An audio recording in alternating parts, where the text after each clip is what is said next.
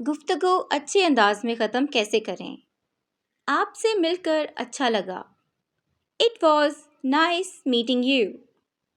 It was nice meeting you. उम्मीद है जल्दी मुलाकात होगी। Hope to see you again. Hope to see you again. बेहतर है मुझे चलना चाहिए। I had better be going. I had better be going. मुझे अब वाकई जाना होगा। I really have to go now. I really have to go now. माफ़ कीजिएगा please. Excuse me please. Excuse me please. दोबारा मुलाकात होगी। See you around or see you again. बाद में मिलते हैं। See you later. See you later.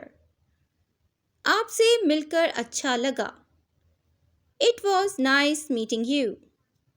It was nice meeting you. उम्मीद है जल्दी मुलाकात होगी। Hope to see you again. Hope to see you again. बेहतर है मुझे चलना चाहिए। I had better be going. I had better be going. मुझे अब वाकई जाना होगा। I really have to go now. I really have to go now.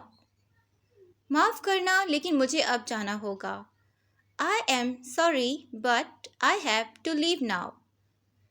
I'm sorry but I have to leave now. आपसे बात करके अच्छा लगा। It was nice to talk to you. It was nice to talk to you. मुझे अब जाना है। I have got to run. I have got to run. चलिए दोबारा मिलते हैं। Let's meet again. Let's meet again.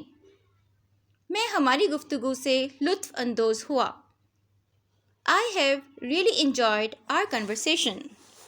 I have really enjoyed our conversation.